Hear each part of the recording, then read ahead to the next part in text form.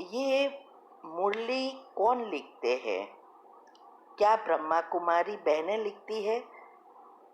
बाबा का ज्ञान तो समझ आ गया, लेकिन मुझे ये लगता है कि ये जो भी मुरलियाँ है अब लिखी गई है, तो यही मुझे समझना है।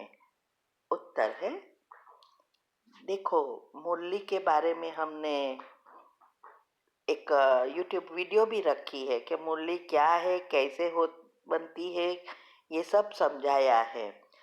तो मुरली जो भी है कोई बहनें नहीं लिखती है, वो जो भी बाबा ने बोला वो लिखा हुआ है और उसको वही नई डेट लगाकर प्रिंट करके हमें आबू से मिलती है, सारे विश्व में वहाँ से जाती है।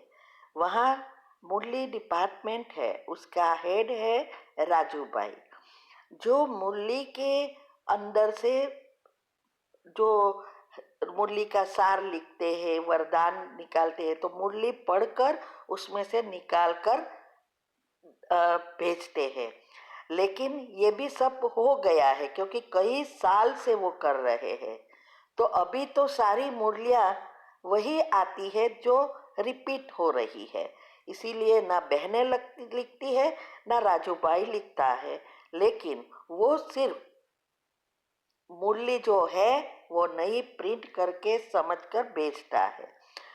बाबा जब आते थे तो जो आगे बैठकर मुरली टाइपिंग होती थी, आपको पता होगा कि जो बाबा बोलते जाते थे तुरंत वो लिखते रहते थे, और सुबह में तो वो प्रिंट होकर नई मुरली भी आ जाती थी, अव्यक्त मुरली।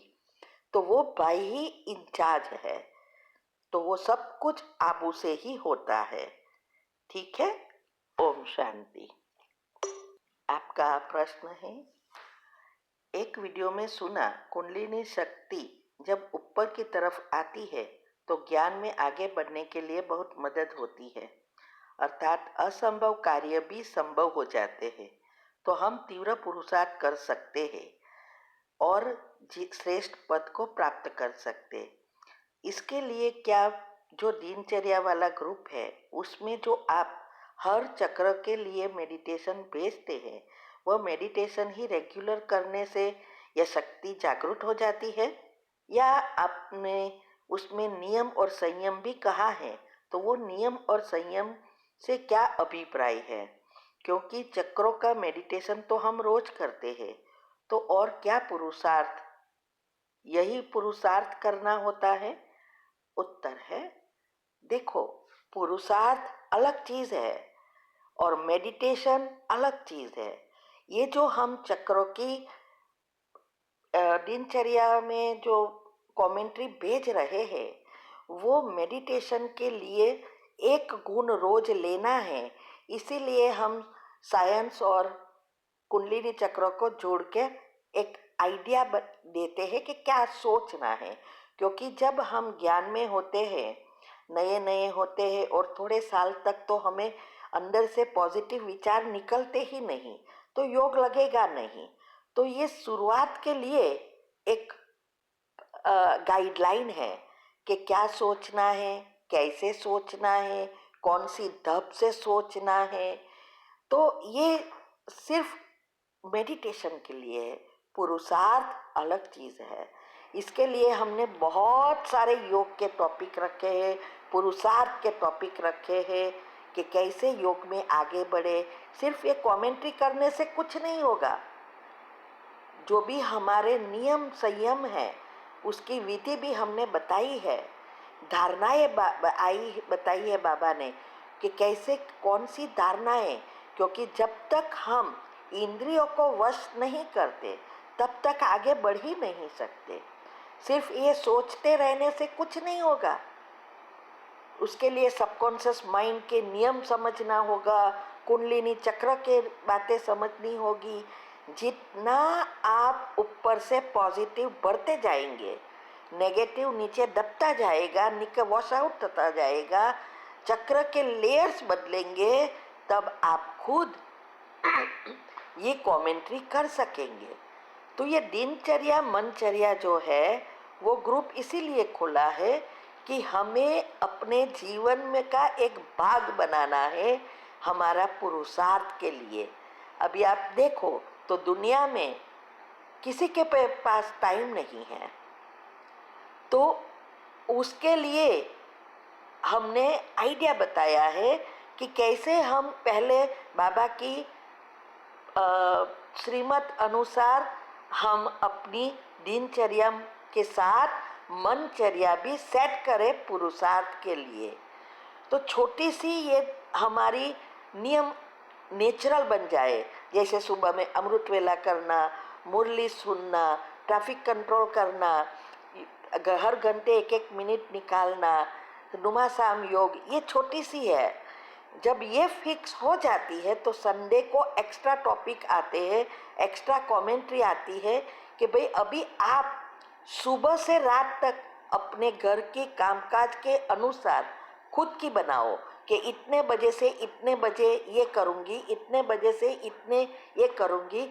तो योग चार्ट भी रख सकेंगे और ये सब करने से biological clock, sleep cycle, neuron, DNA सब रीसेट होगा।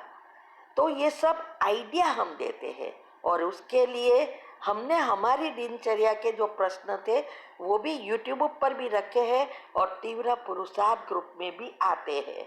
तो वो सब बातें करेंगे तब नंबर 1 में आएंगे।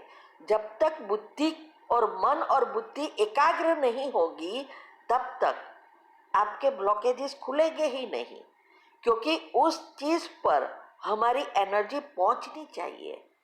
तो इसकी बहुत सारी विधियां बताई है जो हमने किया और यहाँ तक पहुँचे हैं, वो हम बता रहे हैं। इसीलिए ग्रुप में भी आपने देखा होगा, हर एक ग्रुप में बहुत सारी पोस्ट, दूसरे ग्रुप जो आजकल बहुत व्हाट्सएप पे लाखों करोड़ों ग्रुप खुले हैं, यूट्यूब पर लोग वीडियो रख रहे हैं। तो ऐसे ही वीडियो वगैरह नहीं है, हमारे यूट्यूब चैनल पर जो प्रैक्टिकल करना है, जो राज है वो सब रखा है, जिससे हमारा पुरुषार्थ बढ़े, समझने से हमारी बुद्धि का ताला खोले। ऐसे नहीं कि यहाँ का लिया यहाँ डाल दिया, ऐसा नहीं है। और व्हाट्सएप पर दूसरे ग्रुप की तरह ऐसे ही स्लोगन आ रहे, पिक्चर आ जाए, हाँ, चित्र आ जाए, बाबा की महिमा आ जाए, ये नहीं है। उस तीव्र पुरुषार्थ ग्रुप में भी हर एक ग्रुप में 2-2, 3-3 चीजें आती है जो रोज की रोज करनी है। तो योग की विधि जो है, 4 अवस्था जो है वो भी हमने बताया है। इसमें पहली अवस्था जितनी पक्की होगी उतने आपके चक्र खुलते जाएंगे और आप बीज रूप स्थिति में संचित कर्म भस्म कर सकेंगे। तो ये बहुत लंबी सफर है, ये इससे कुछ नहीं होगा। अगर आप यही कर रहे हो तो इससे कोई फायदा नहीं है। ये तो जस्ट दुनिया वाले जिसको पुरुषार्थ नहीं करना है उसके लिए है, लेकिन जिसे पुरुषार्थ करना है और आगे बढ़ना है उसकी तो लंबी सफर है। ठीक है, ओम शांति। प्रश्न है, बाप आकर माना भगवान आकर संजीवनी बुद्धि देते हैं, अर्थात सुरजित करने वाली बुद्धि देते हैं। हनुमान भी तुम ही हो। बाप ने समझाया है, इस समय रावण को भगाने के लिए यही बुद्धि सुंघा देता हूँ। बाप तुमको सब सत्य बातें बताते हैं, ये समझना है। उत्तर है, देखो, हनुमान जी, नारद और खास गणपति, ये जो आत्माएं हैं वो अभी की ही बात है। इस संगम युग की हम पुरुषार्थी आत्माओं की ही निशानी है। वास्तव में कोई हनुमान जी जैसे व्यक्ति नहीं होते हैं और न तो गणपति जैसे सूंड वाले होते हैं, लेकिन वो हमारी जो व्यक्तित्व अभी है, हमारे संस्कार है, उसकी ही यादगार है। तो वो हमने यूट्यूब पर रखे हैं टॉपिक, आप वो टॉपिक सुन सकते हैं कि वो क्या है। तो ये संजीवनी बुद्धि जो बताते हैं कि लक्ष्मण को सुरजित करने के लिए राम ने संजीवनी बुट्टी मंगाई जिससे वो सुरजित हो गए। तो वो जो बातें सब लिखी है तो वो अभी की है। भगवान आके हम अभी अज्ञान रूपी अंधकार में सो गए हैं, मूर्छित हो गए हैं। तो हमारी शक्तियाँ फिर से जागृत करने के लिए ये ज्ञान देते हैं। जो आत्मा और परमात्मा का जो ये ज्ञान है और सृष्टि चक्र का ज्ञान, ये संजीवनी बुद्धि की तरह है। इससे हम जीवन में धारण करके हम इस हमारे जो 5 विकार है, रावण रूपी विकार जो है और विकर्म को खत्म कर सकते हैं। इसीलिए कहा है कि हनुमान जी के पास शक्तियाँ थी, लेकिन उसको वो सब शक्तियाँ मर्ज थी। लेकिन समय आने पर राम ने उसे याद दिलाया, तब उसकी सारी शक्तियाँ जागृत हुई। तो यही है, हमारे अंदर मन में बहुत शक्ति है। इसीलिए कहते हैं कि 95% सबकॉन्शियस माइंड है, सब शक्तियाँ मर्ज है, उसको हमें इमर्ज करना है। तो हमें पता नहीं था, भगवान ने आके बताया कि इस सारी शक्तियों को कैसे हम फिर से बाहर ला सकते हैं। तो ये सारी बातें अभी की ही है, संगम युग की ही। ये शास्त्रों, सब त्योहार, सब बातें हैं और ये सारे राज हमने यूट्यूब पर रखे हैं। आप उसे अच्छी रीति अगर समझेंगे राज को, तो आपको सारी बातें समझ में आती जाएगी। इवन बुद्धि का ताला खुलेगा, पॉजिटिविटी नेचुरल होगी, हमारा पुरुषार्थ में इंटरेस्ट बढ़ेगा, क्योंकि इंटरेस्ट बहुत जरूरी है। आज हमारी मन और बुद्धि सारा दिन दुनियावी चीजों में घूमती है और व्यर्थ नेगेटिव बढ़ता जाता है। इसको हमें परिवर्तन करना, इसके लिए कुछ ऐसी चीजें चाहिए जिसे हमारा इंटरेस्ट बढ़े। इंटरेस्ट बढ़ेगा तो मन बुद्धि एकाग्र होगी और हम योग लगाकर शक्तियाँ खींच सकेंगे। तो ये सब यूट्यूब पर हमने रखा है। ओम शांति।